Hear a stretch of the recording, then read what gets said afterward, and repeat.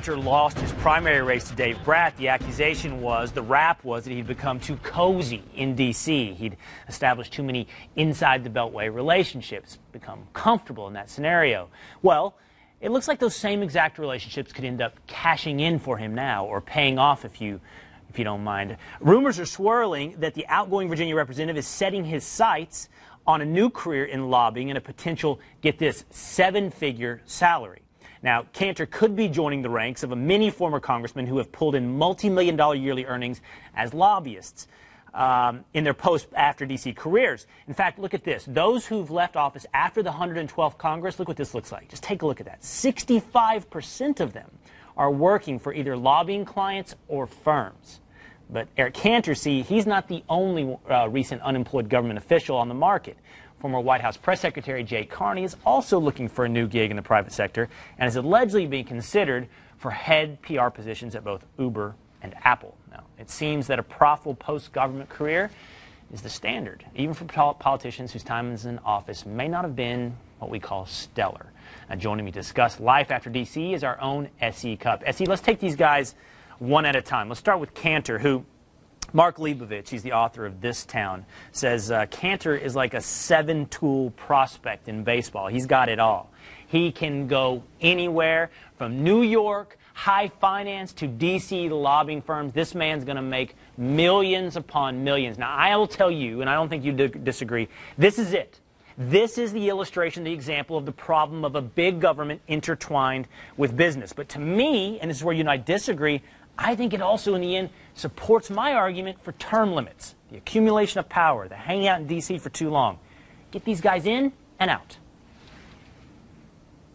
Well, look, there are a lot of on-the-job skills that you can learn while you're on the Hill, and Eric Cantor learned nearly all of them.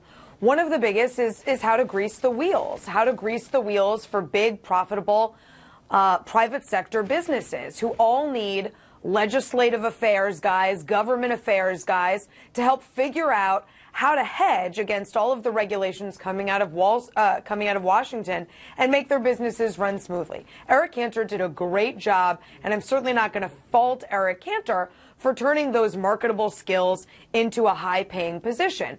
But it is an argument against big government. If big government weren't so involved in the private sector, you wouldn't need all of these marketable skills. You wouldn't need these legislative affairs lobbyists and positions who can translate and grease the wheels back in D.C. I disagree with you on term limits only because I don't think term limits are a good idea.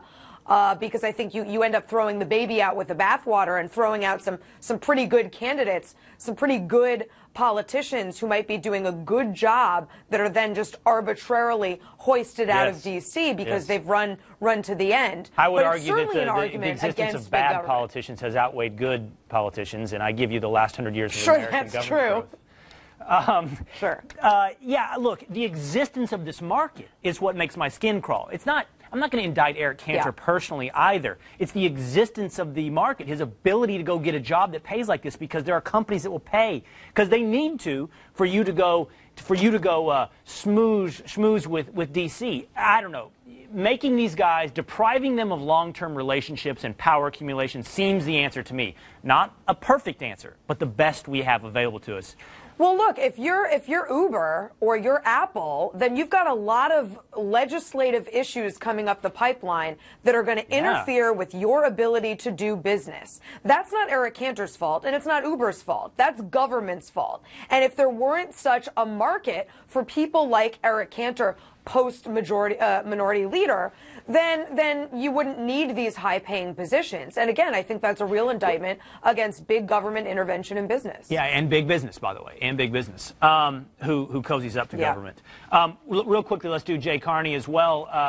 What is it, a pundit? I don't know. Robert Gibbs became a pundit. David Axelrod became a pundit. They all become pundits, right? Yeah, it's really uninspiring and unfortunate because the role of press secretary was originally to liaise with the press, who would then liaise with the public and tell them what's going on.